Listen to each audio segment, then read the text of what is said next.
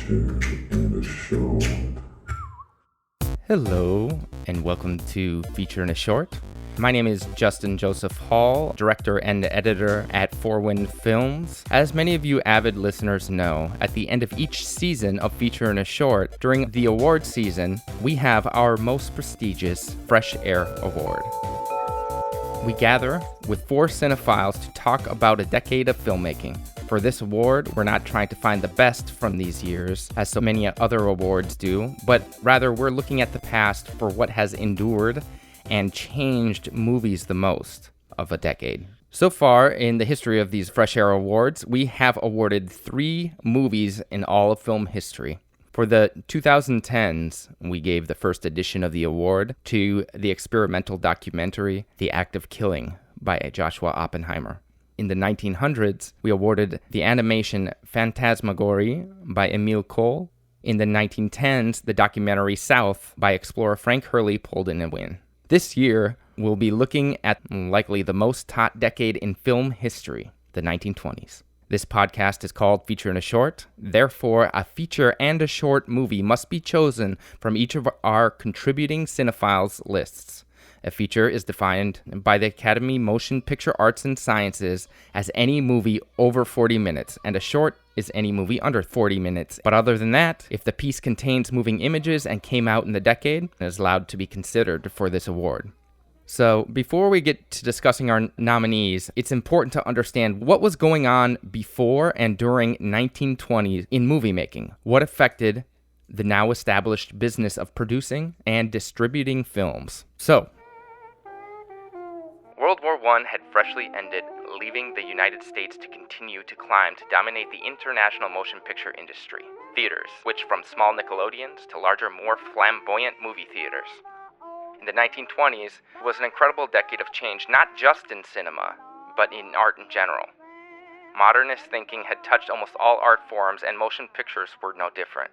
Movements in France were among the first, bringing Impressionism into filmmaking with great success.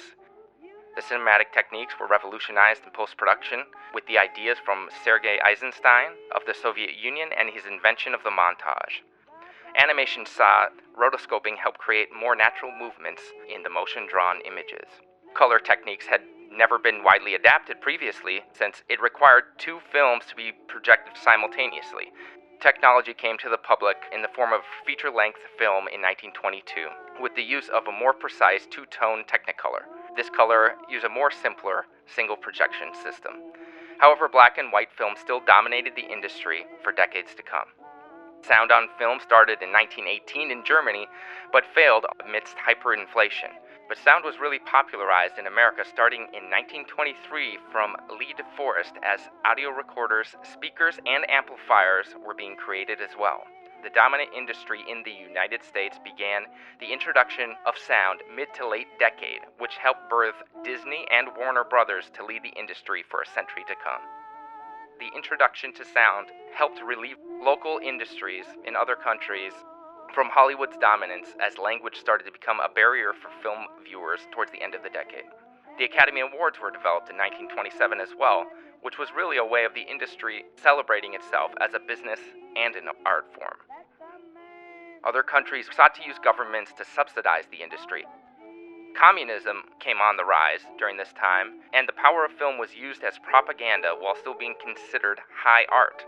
Both of these seem to have culminated in a cinema-focused culture emerging from the Soviet Union. Vladimir Lenin claimed that cinema was the most important of all arts, and Mussolini also claimed that it was his strongest weapon. We not only love to experience the stories, but also to discuss and study it in the Fresh Air Award. So, let us break from the history lesson to the present and introduce our panelists here. Our first panelist, which all of you listeners know well, is Elizabeth Chatelain, our very first guest. Elizabeth Chatelain has directed a documentary and narrative shorts, including My Sister Sarah, which won the International Documentary Association's award for Best Student Documentary. Her films have screened across the world, including at Interfilm Berlin, Uppsala, and South by Southwest. Her directorial feature debut, Love Sets Maneuver, is currently in development and participated in the Women in Film Sundance Financing Fellowship 2022. Beth, do you want to say hi to our listeners? Hi.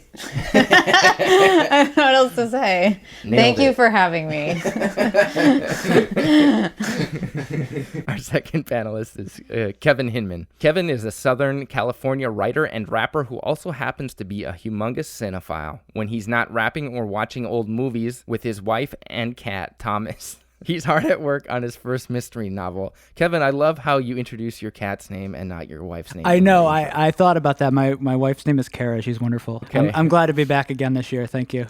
Tracey Goessel is president and founder of Film Preservation Society, a nonprofit dedicated to restoring silent films. Their restorations to date include The Three Musketeers, Mr. Fix-It, Double Trouble, Too Many Kisses, and more than 100 Biograph shorts. The Biograph Project is a 20-year project in which all 451 real films D.W. Griffith directed between 1908 and 1913 will be restored. In addition, she is the author of The First King of Hollywood, The Life of Douglas Fairbanks, and she lives in L.A. You want to say hi, Tracey? Hi, guys.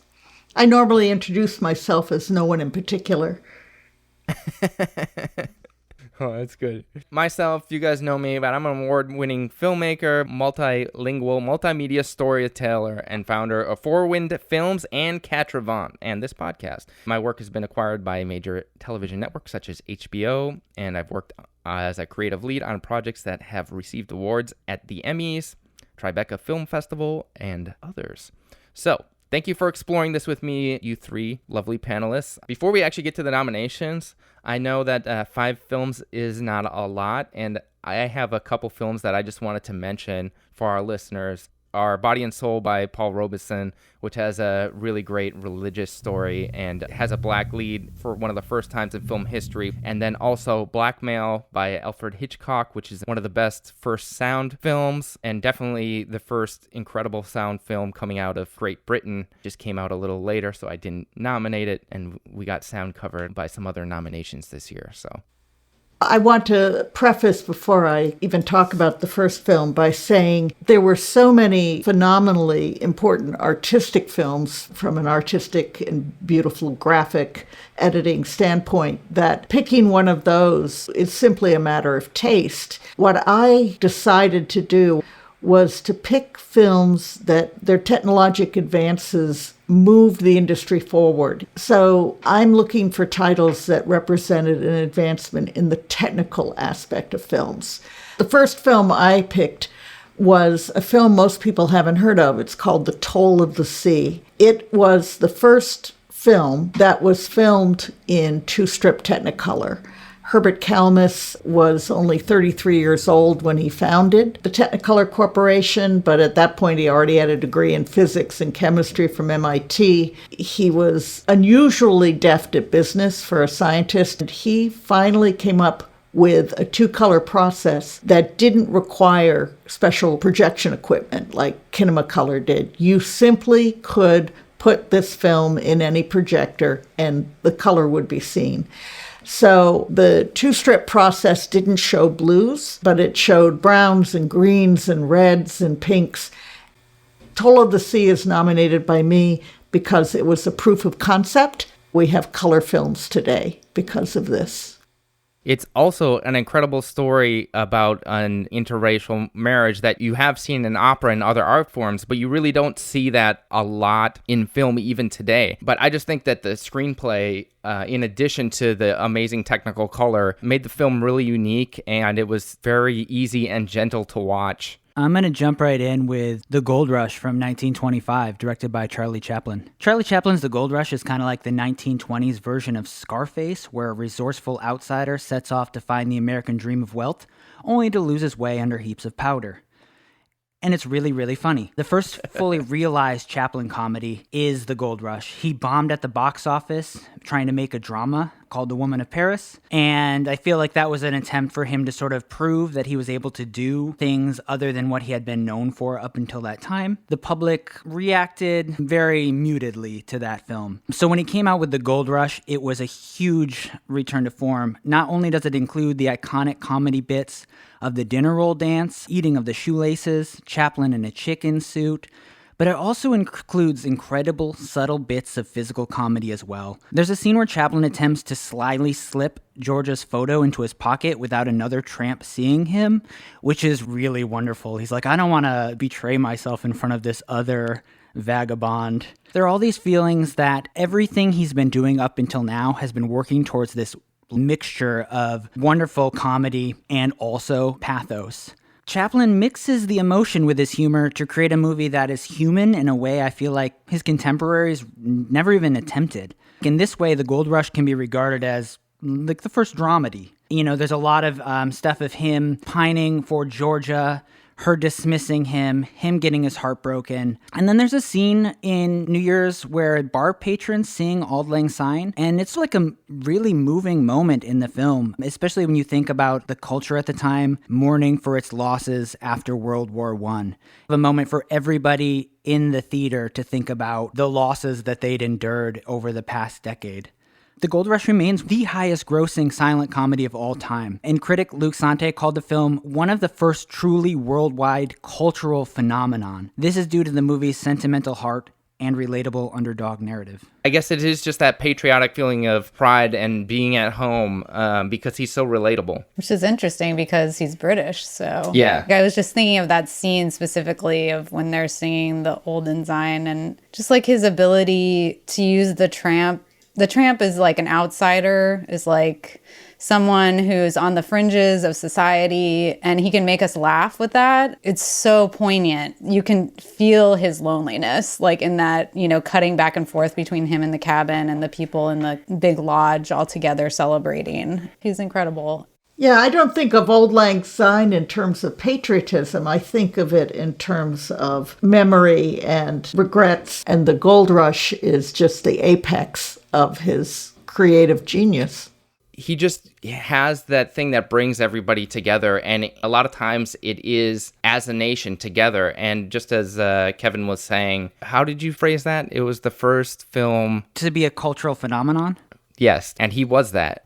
He just had that way to unify an audience. I'd like to go back to the fact, too, that it is also a special effects movie. Chaplin couldn't do the physical stunts that Keaton was doing, or even Lloyd. And so, like, this movie is packed with a lot of interesting miniature work, interesting special effects. There's so much happening visually in the movie that makes it seem grandiose. He was in that chicken suit. They tried just putting a double in there. He said, I'll risk it. I'll be in the chicken suit. Yeah, well, nobody could do a chicken quite like Chaplin. I did watch the documentary that was about him, and his perfectionism is something that I thought about throughout the entire film, because I was like, I wonder how many times they did this so that the timing was exactly right. He was just a perfectionist. All right, let's move on to the next. Beth? So yeah, I guess having been an editor for a while, Battleship Potemkin is one that is sort of always on the list because of the way that it pushed editing forward. It utilized what we now call montage editing in a way that really hadn't been used before. I guess a little bit about the background of Eisenstein is he was part of this school of filmmaking in Russia, and they took films that had already come out and would edit them into different versions and play with the editing. They were able to create this sort of new language of editing. The most iconic scene is the scene at the steps where the army is advancing and you've got this crowd of innocent people that are being trampled. And there's the baby carriage that goes down the stairs, and that's been referenced in so many films since then. There's a sense that time can be either made shorter or longer by the way that you are editing, and then also this ability to evoke emotion through the way that things are being edited. Battleship Potemkin was the most well-known of all of his films. I think there's nothing that has changed editing and post-production more. This is actually Eisenstein's second montage film. He released the other one, Strike, earlier in the year, but as you said, it wasn't nearly as famous, and I think it is because he's also using women and children when they're in peril. A lot of the storytelling in the second half of the film is a mother's love for their family, a mother's love for their child. They're putting themselves in danger for the cause of the revolution. And there's no doubt that this movie is propaganda. one of the reasons why Lenin wanted to use film so much and was such a proponent of the Soviet Union's film movement in general. And the visual style that he created, we wouldn't have the famous Rocky montages if we didn't have this. We wouldn't have MTV and the editing styles that we still see in music videos today, or we don't even consider now when we're on our phones watching TikTok. It has rippled through cinematic history forever, and it's something that we talk about in post-productions all the time. These were the beginnings, the baby steps. What I feel like is the movie has the feeling of unstoppable movement. And even though it's not always as chaotic as it is in the Odessa Steps sequence, everything feels like a ball that's slowly getting bigger and bigger and bigger until it just like breaks against a wall. Exactly. That's good editing. The last scene is powerful by itself, but it's much more powerful as a whole within the entire story. All right, let's move on. Kevin, let's have you do your second. I'm going to talk about Fritz Lang's 1924 film, Die Nibelungen, Part 1, Siegfried. Nearly everyone who has even a passing knowledge of silent film has at least heard of Fritz Lang's 1927 sci-fi movie Metropolis. But 3 years before that, he made arguably a film that's even more astounding, Die Nibelungen. Split into two movies, the first film, called Siegfried, follows an 11th century swordman.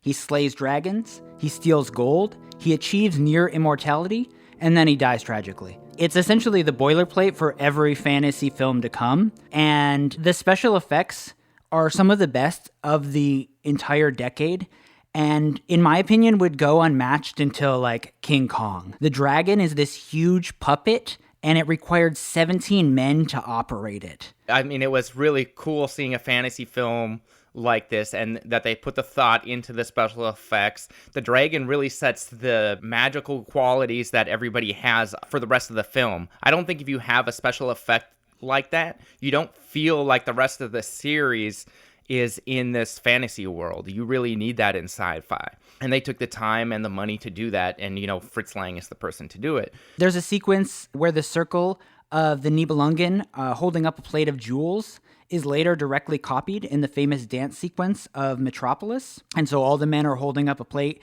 and then they go from being statues to being actual men.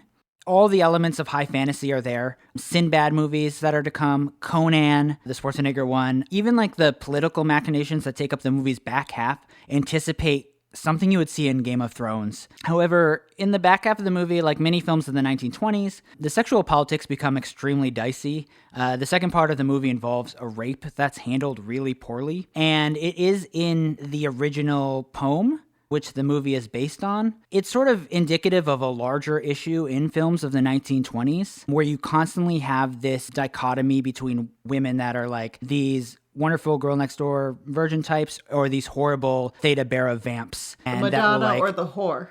Exactly. And I feel like this is like so prominent in every 1920s film I saw. Viewing it from a modern lens, Brunhild, who is the woman of the second half, the Queen of Iceland, she's like super amazing and badass. Though in this movie, she's supposed to be this horribly manipulative villain. During the movie, my wife and I kept wondering, be like, oh, are we supposed to like this person or not like? Because we love her. She's amazing. But I think we're supposed to think she's like some horrible, treacherous vamp character. In my opinion, the second half of the movie doesn't work quite as well as the first. But the first half, like the first hour and a half, are so strong.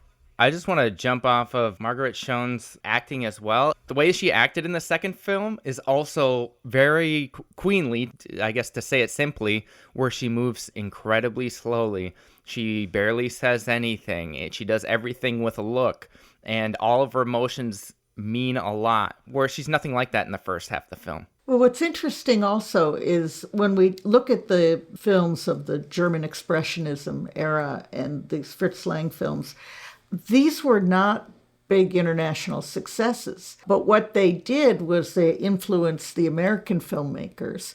So we see dragons and fantasy elements, and more people in the world saw Doug Fairbanks in The Thief of Baghdad, where he's drawing directly from the work of these Germans.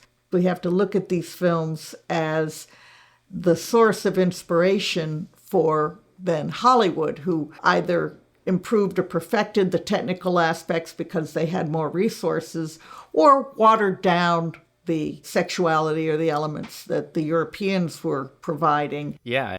Fascinating. And there are a lot of parallels, I feel like, especially in specific effects that were used in Metropolis were earlier used in Nibelungen. World building, too, is just like such an incredible component of this film and of Metropolis. Let's move on to the next one. Tracey, do you want to give your second pick? Sure. I am back to technical advances. We all know that in the 1920s, we had what I feel to be a tragic event, which was the arrival of sound. And everybody tends to think in shorthand that sound came with the jazz singer, but sound had been coming before, and lots of technical processes were tried. Edison, you can find in the aughts, is putting sound on disc, recording records, and then recording film at the same time. And so you can go to the Library of Congress and hear people singing and talking in Edison films 20 years before. But it was the Warner Brothers who really worked to get sound in a usable process, and they came up with the Vitaphone process. So all of the kinetophones and camera phones and chronophones and synchroscopes and everything that were invented but didn't really functionally work, the Warner Brothers Vitaphone process did work. And you'll see in all of the early 1930s Warner's First National films, they'll have that little flag and they'll say the Vitaphone process. And this was premiered not with the jazz singer, but the year before with Don Juan, which was a John Barrymore major epic film that had with it an orchestral soundtrack and some sound effects, the clinking of swords, etc., during fights. And Warner's held a large premiere in New York where they had a series of Vitaphone shorts, which were essentially vaudeville acts, where you would hear somebody playing the violin with their feet. That event with those Vitaphone shorts and then the feature of Don Juan is what told the industry that sound was coming and that they had a process and that it worked.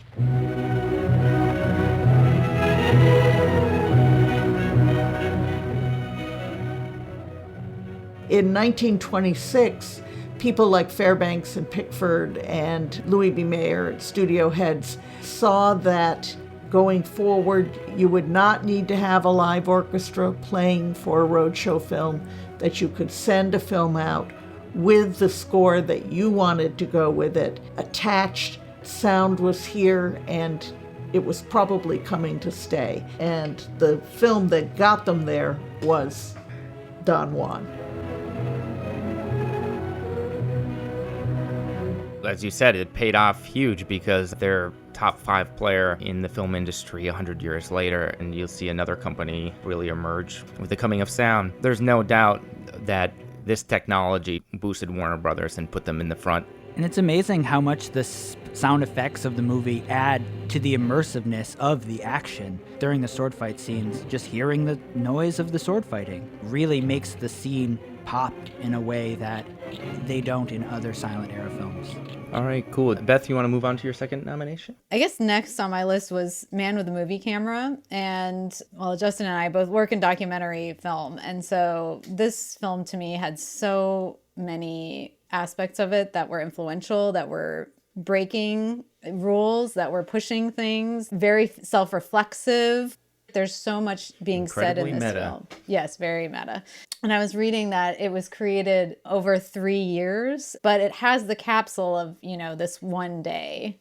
One of my favorite scenes is when the film strip slows down and then we go into the editing room and see the woman who's the editor. And it's cross-cut at the same time with other things that's going on in the city, which I think is also incredible. It's using interesting connotations. And then also his interest in sort of the everyday life of people. And I mean, it really was very revolutionary. Do you see a linear connection between it and early 70s PBS, and then all of today's reality television. We're watching the Kardashians, or we're watching Housewives of Beverly Hills, etc. Can we go back and blame or credit something like Man with a Movie Camera for that, or is that just too big a leap? I don't see that quite as much. It's not like the first documentary and there's no talking in it. Yeah, and I guess maybe the one thing is the self-reflexivity, which I think today is such a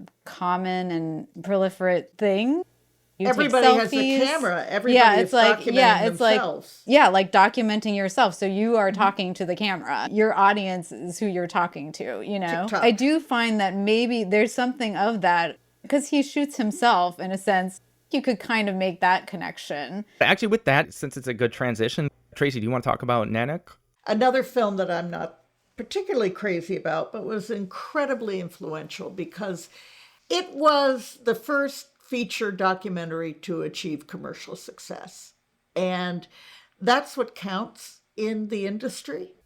If something doesn't turn a profit, it's probably not going to be adopted by others. So Nanook was groundbreaking at the time. It caught a lot of authentic details of a culture that most people in the world didn't really know. Because Nanook succeeded, I think every feature documentary that makes it to a movie theater today owes a debt to that film. I think you see the power of film also with this film, and along with Battleship Potemkin, PBS documentaries wouldn't be made if this wasn't commercially successful either. Not just ones that hit the theater, but even ones that just reached the television set that are made for small groups.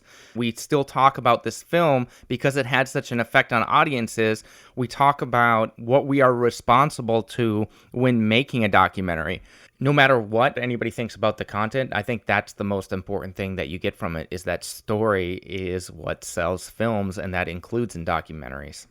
It did have a narrative. For documentary, it definitely influenced documentaries to come. Let's move on. I'm surprised I was the only one to pick this one as well. It is, I think, the most influential film in silent films in general. And that is Nosferatu, because it launched horror films internationally, and in the 1920s and in the 1930s, the horror film became way, way more popular. It is the basis for all film vampires forevermore into the future. It is hauntingly beautiful. It is everything that you want from a horror story. I think the expressionism is visually stunning, the way that they use shadows in this film, especially to create the grandeur of darkness. I don't think that there's any film that is so enduring in such a specific way. And sadly, this film was a ripoff of the novel. They never got the rights to the story, and that is why it is called Nosferatu. We have Count Orlok instead of Count Dracula, but that didn't stop this movie because it was so well told and so amazingly visual. This film still lived on, even though it was made illegally. What's interesting is that none of the subsequent Dracula films ever do go back to the book. Maybe you can argue Coppola's, but every subsequent Dracula uses Nosferatu as its basic template. The book is very hard to adapt because it's an epistolary novel. And so everything basically uses the structure of Nosferatu. Let's roll right into the next Murnau with Sunrise. Sunrise is a little bit later, 1927. It's a movie with a really simple plot, but it's not a simple movie. It's a drama about a man so tempted by a vampish city girl that he decides to drown his country wife on their boat ride to the city. He chickens out, and after a naturally terrified Janet Gaynor, who plays the wife, they just enjoy a night in the big city. The shift from horror to romance is absolutely tonally bizarre. It's almost as if two completely different movies were stitched together. Murnau brings out, during this sequence, all of the vibrant experimental core of expressionism in these city scenes. Like a mini city symphony movie inside of it. You know, you have all these wild dissolves and things like that. They're incredible dollies. One in which the couple crosses a busy street is especially masterful. Then the entire movie comes together. And it's taking you on this huge wild ride. And it has such a schizophrenic nature.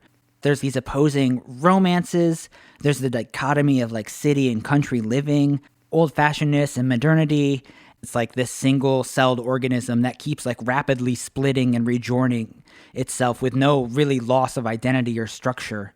The movie with this much style is a drama and not like a more broadly stroked genre film, signifies Murnau's ability to link style across genre barriers, something I feel like none of the early auteurs were able to accomplish. Like, to me, it's almost like a musical without sound, where they can just totally change and forget about whatever was happening and break into song, or break into a cityscape, or break into romance after we had horror, you know? I remember distinctly watching this in my film history class, the dolly shot that goes through the forest. It was so exciting to like see the camera moving in that way. To me, that was very influential. The other thing about this film is it's really the epitome of the beginning of Hollywood poaching a lot of other countries' filmmakers and bringing them to the U.S. You have not just Murnau, but also the writer Karl Mayer from the German Expressionist movement, and they're bringing more and more talent with the money that they have to increase their power in Hollywood. It culminated into a thing that actually won them one of the first Academy Awards and the second top prize for the Best Unique Artist Picture of that year. Well, Wings was the only silent to win Best Picture. They had two categories that year. One was Best Unique and Artistic Picture, and then they had, it was Best called Picture. Outstanding Picture, I think, for the one Wings won. And the Academy has since said that Wings definitely was equivalent to, according to them, to Best Picture. But they had two similar prizes awarded that year. Well, Janet Gaynor certainly won for multiple performances, one of which was Sunrise. One was Seventh Heaven. When they awarded the Best Actress, it wasn't for a certain role in a certain film. It was for your work that year. Sunrise was named as one of the reasons she won. I guess that makes sense. They eventually promoted, A single the studios performance. probably wanted to attach it to a film, the award, so they could sell it better in the future. Oh, you know? that makes That's absolute just an sense, actress's yeah. work throughout the year. Who cares about the right. The the actual other person. people? We got to get the studios in there for the big bucks, you know.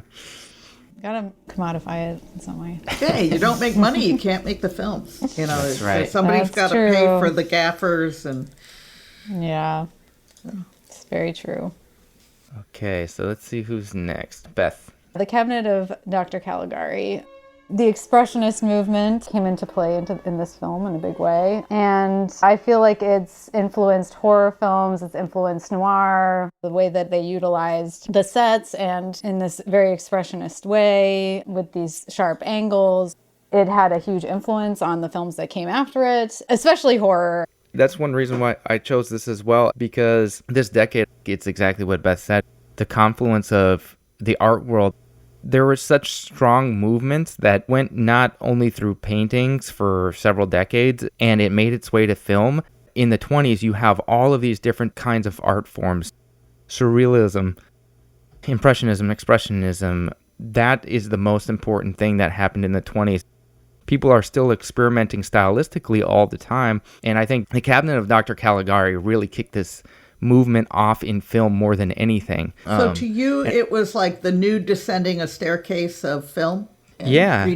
When it hit cinema, it felt like it was a culmination of all art forms doing it together. Absolutely. And when we're talking about twists like this, too, you're talking about breaking the suture of the film by saying, we had this implicit pact that everything I was showing you is real and you're in this movie with me. And all of a sudden, it's not. It ties in with some of the other metatextual stuff we were talking about with some of the other directors where you're saying, oh, film is a subjective medium. It makes the audience aware of the technique of filmmaking by including a turn that is so prominent. All right. Tracy, let's move on to your fourth pick. The film I decided to pick in the short film category was The Playhouse. Buster Keaton's 1921 film takes the technical camera work of split screens that had already been created before the 20s. They would mat off an area, crank the film, then back it up, mat off the other areas. It took split screen and split it, in the instance of the minstrel show, into 9 separate segments. It's 9 separate Buster Keatons who all have to dance to the same tune, all moving in unison. Yeah. And it was Time that all done in out the camera. It had to be done on the same strip of film. And if there was one glitch, and you can imagine by the time you filmed 8 of the 9 busters dancing, you realize how hard these people work and how hard the technicians worked. It's just brilliant. One of the things that I learned about is the reason it so heavily relies on sight effects is that Keaton had injured his ankle, which is why there's not many stunts in it at all. And he had to kind of think of another way to wow the audience.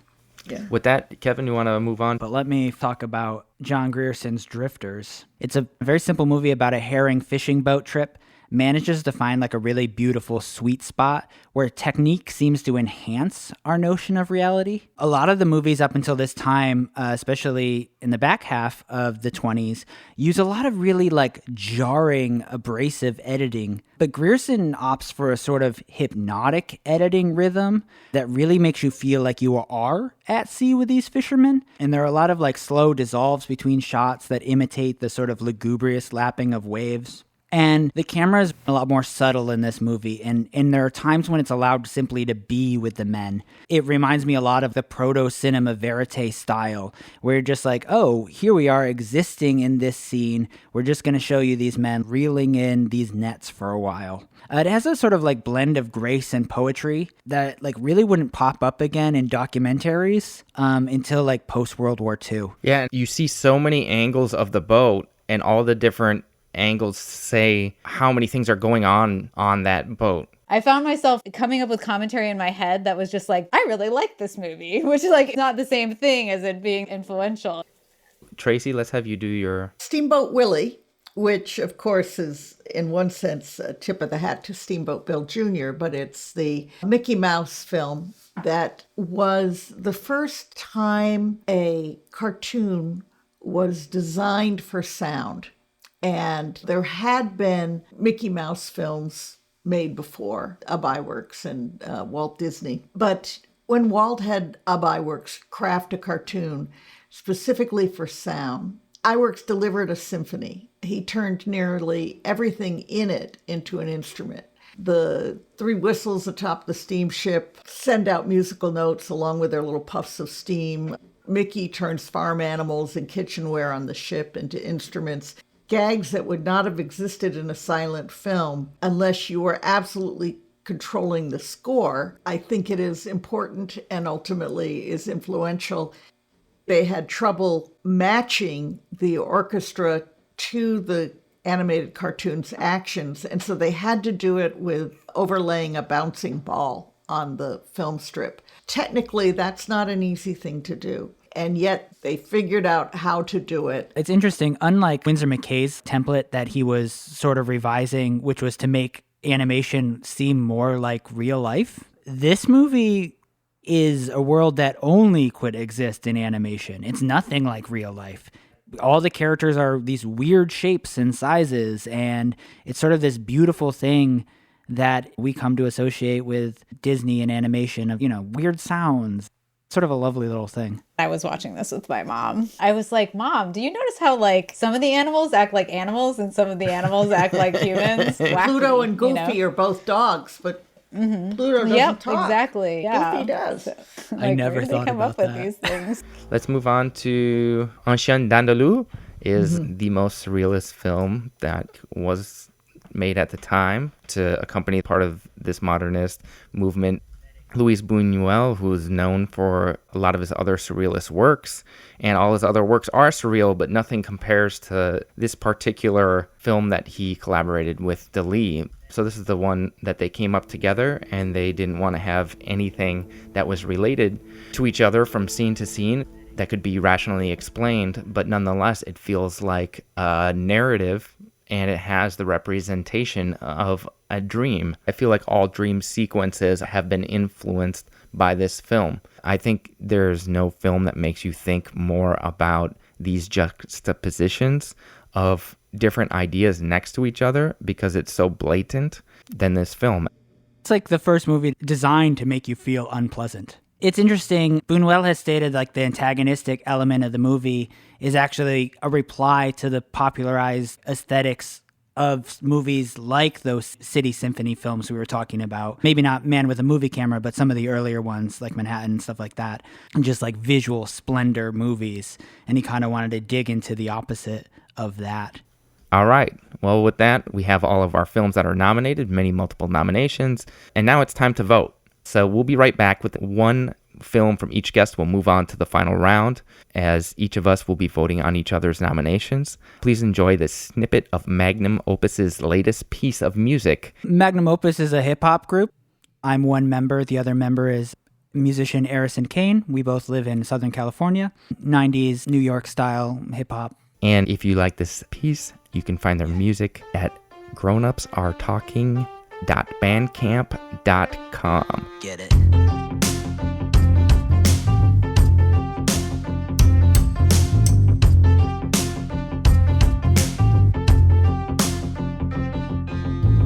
Hold your horses, we're about to rejoin forces. It's the new world order, we're hip-hop and we're both gorgeous. We corner shit, and when the distorted organ hits, it's like a 4-course meal inside an orphanage. Of course they'll be begging for extra portions. Fortune favors all sorts of flavors, so stick a fork in it. We can't afford to be bored, so we'll forge forward with a 4-chord snack that'll rattle the floorboards. The boys are back, the boys are back. Tell all your friends that the boys are back. M-A-G-N-U-M-O-P-U-S back again. The boys are back, the boys are back. Tell all your friends that the boys are back. M-A-G-N-U-M-O-P-U-S back again. I got a problem and that problem is atomic. I'll probably put a caller with a bomb that better bounce up out of Dodge. It's Magnum, oh my fucking god. Can talk to grown-ups who are grown about our pods. I take an issue with valuing individualism over a statistic that's considered by physicians. These ostriches don't pop their head up till the pop goes off, so I'll be on this poppy popping off until my tonsils rock. The boys are back, the boys are back. Tell all your friends that the boys are back. M-A-G-N-U-M-O-P-U-S back again. Here we are back. I hope you guys enjoyed the tune. Feel free also to write Kevin directly if you have questions about his music and let you know all of our nominations. We'll start out with my nomination. The movie that will move on to the final round is Dziga Vertov's Man with a Movie Camera, with almost unanimous first place votes. Kevin's movie that will move on to the final round is Sunrise, A Song of Two Humans. And then Tracey's movie that's going to move on to the final round is Steamboat Willie. The first. And finally, for best film that pushed cinema forward the most, as an editor, it's fitting that her nomination of Battleship Potemkin moves on to the final round. So with these four, we're going to take another quick break and we're going to vote. In the next round, we will all vote from these final four films, and we will come up with a first place winner who will receive the Fresh Air Award.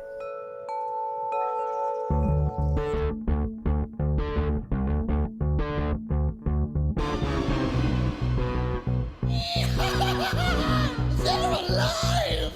Picture this. Pitcher on the mound, Casey at the plate. Catcher in the rye, his teeth are grinding from the aftertaste. Grizzled vet sweating as he gradually grabs the bat. Curveball coming and he winds up for the aftermath. Hypertension pulls climbing to a faster pace. Sliding into second, but they branded him a basket case. Pragmatic as Brad Maddox, he's back at it. Dropping 6 ciphers and baggage like bad habits. Dag nabbit, I'm Bass Ackwords. Jesse Spano was Zach attacking her fat burners. Black magic, flux capacitors. Tony Randa with Tony Soprano's mass murders. Fourth place, the animation Steamboat Willie. Poor Mickey Mouse. We will not have an animation that wins an Fresh Air Award this year. In third place is Battleship Potemkin. Okay, so what you guys voted for the last thing, let me look at it. Whoa, actually, my goodness, it's a tie. We're going to overtime. It's going to be between Man with a Movie Camera and Sunrise. It's interesting to me that both of these movies resemble very little the popular movies of today. They're both very particular types of films. They advance cinema in very specific ways. Man with a Movie Camera is so incredible. It utilizes all film techniques to make something that is purely cinema, while Sunrise points a direction to the future of an auteurist type of cinema, one that's visionary, complex, personal, and divisive, maybe more than any other films of the 20s. I wish I were that articulate. If you were to ask an audience of 1,000 people which film touched them the more, I think it would be Sunrise. But because they're apples and oranges and each sort of the best of its own category within the arena of advancing film, you should do a double award.